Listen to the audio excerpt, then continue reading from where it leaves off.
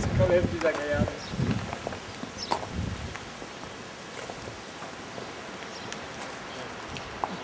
Après vous.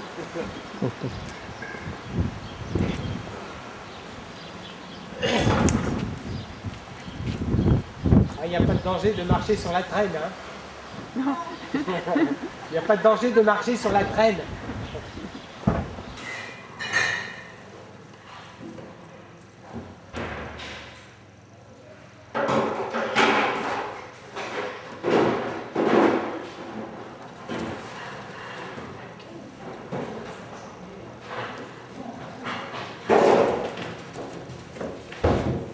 Oui.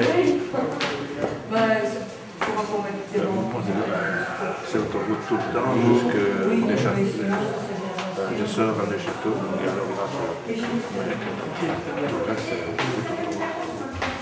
Vous pouvez venir avec moi, si vous va déjà monter dans la salle. En fait, le bourgmestre a un petit peu de retard, on pense à ça. c'est nous qui sommes à l'avance. C'est un petit peu en avance, c'est pas bien. Oui, on a un quart d'heure à l'avance. Les mariés sont toujours impatients, même un peu plus âgés que jeunes. Je pense. Oui, absolument. Voilà, qui ont l'avance. Voilà. On peut y aller, madame? Oui, monsieur. Eh ben voilà, très bien.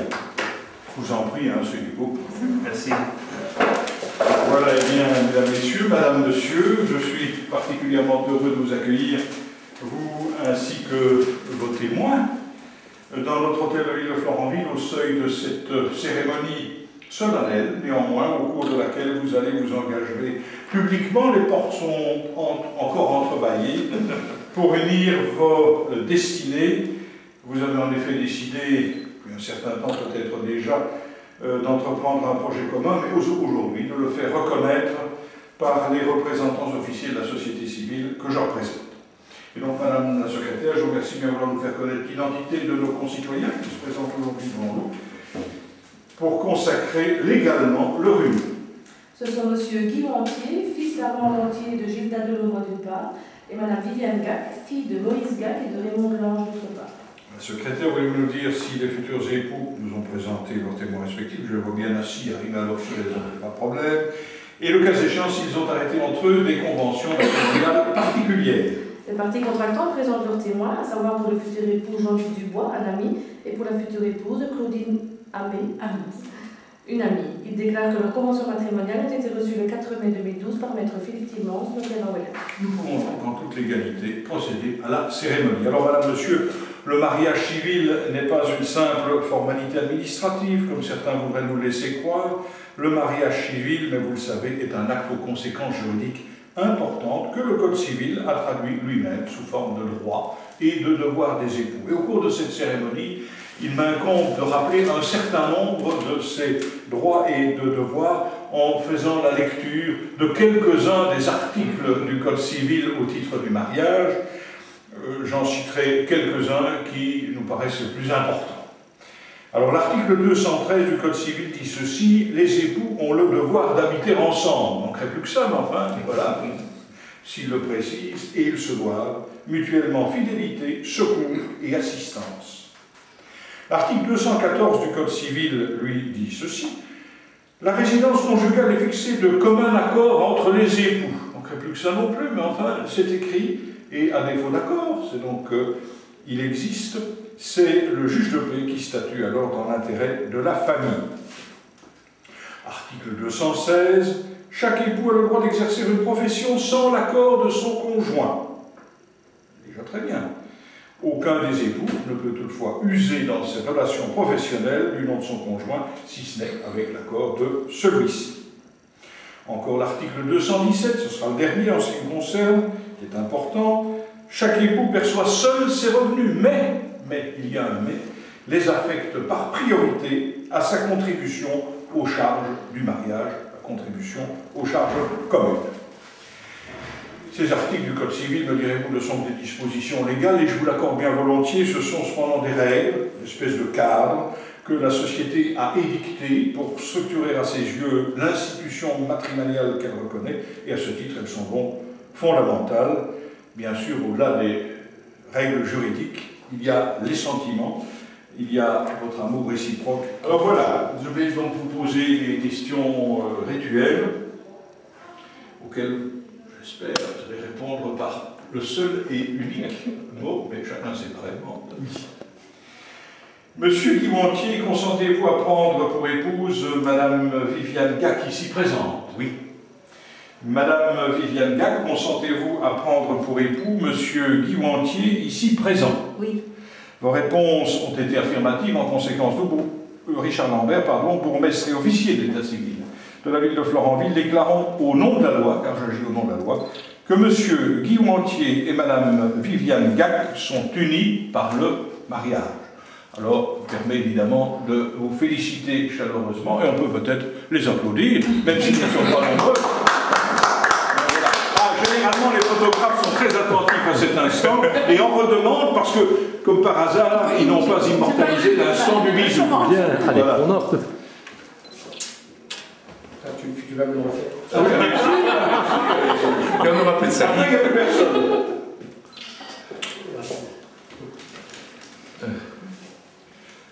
Voilà, et donc maintenant, restez à proximité de la table, vous allez procéder à l'échange des alliances. Alors généralement, c'est monsieur qui commence, voilà, et je laisse le photographe. Parfois, il ne faut pas aller si vite pour le photographe. On n'a pas le temps, là, maintenant. Commence à avoir un peu d'expérience pour les autres. C'est gentil, monsieur. Voilà. Et la même chose Pas pour trop madame. vite, Viviane. Voilà.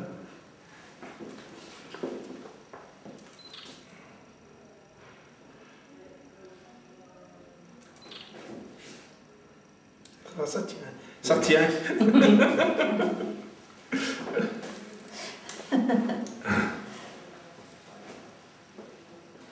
Voilà. Il vient donc célébrer un mariage est certainement l'une des tâches les plus agréables à remplir pour un bourgmestre, même s'il est célibataire d'ailleurs, car c'est être le témoin privilégié de l'amour partagé. Et l'amour, c'est ce qui donne le velours à la rose, dit le poète, mais c'est surtout, et là j'en suis convaincu, ce qui donne à la vie tout son sens. Alors tant en nom personnel qu'au nom de la société civile que je représente, je tiens évidemment à vous féliciter pour votre engagement matrimonial et à former pour votre couple des vœux de chaleureux, de plein bonheur, à l'abri des épreuves. Merci. Alors je vous en prie, vous pouvez vous rasseoir, et nous avons invité Madame la secrétaire à lire l'acte de mariage que nous venons de célébrer, acte qui sera ensuite signé par vous-même, les témoins et moi-même, ainsi que les pièces du dossier qui seront paraphées. Donc là, vous pouvez vous rattraper parce qu'il y a 2 signatures.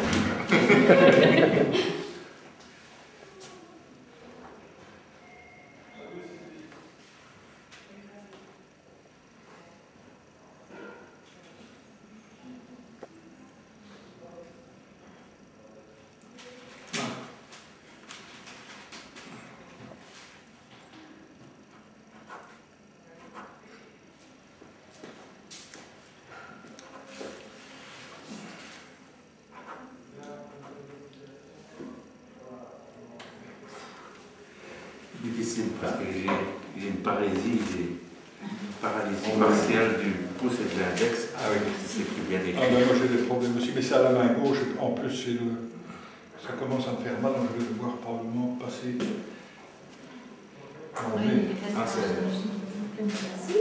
Non, repère bien. Nous sommes à peu près du même âge. Oui.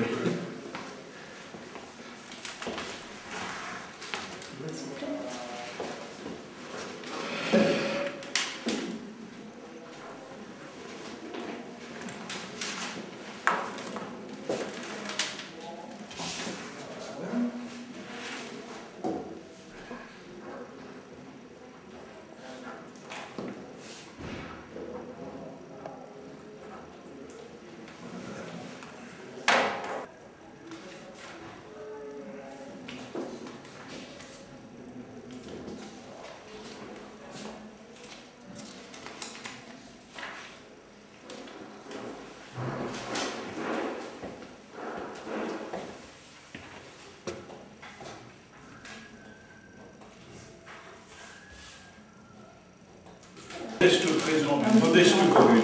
Merci beaucoup. Je vous remets le carnet de mariage. Merci. En vous félicitant encore et en vous souhaitant de pleines et chaleureuses années de bonheur. Je crois qu'il faut en profiter tant qu'il est temps. Et voilà, et la maison est ouverte, je ne vais pas dire pour les noces d'or. Non, ça. Quoique, Jeanne Calment, on fait prochainement une centenaire demain, je pense, à Fontenoy, et donc voilà, la vie est devant nous, quoi, hein, quand on pense que le nombre de centenaires va être multiplié par 6 ou 7 d'ici 2060, donc, vous voyez, enfin, voilà. On essaiera. Pour revenir à ce que j'allais dire, je n'ai pas dit, j'avais été une fois à la Louvière, quelques fois, pas très souvent à la Louvière, et nous avions été honorer un de vos concitoyens, Achille Chavet, oui. Le maître des aphorismes. Et effectivement, j'avais un ami qui avait peint Achille Chavet et qui a été offrir son portrait à l'administration, enfin à la commune, à la ville. On avait été accueillis par le collège et par quelques membres d'une association en mémoire d'Achille Chavet, et on avait été accroché son portrait par cet ami qui était peintre, voilà, dans un petit musée qui lui est consacré, je crois, sauf erreur. Voilà, aphorisme célèbre d'ailleurs, hein, qui disait « Je suis un vieux sioux qui ne sait pas marcher en file indienne ». C'est un de ces aphorismes. Voilà. Ça, j'ai retenu de la Louvière, voyez-vous.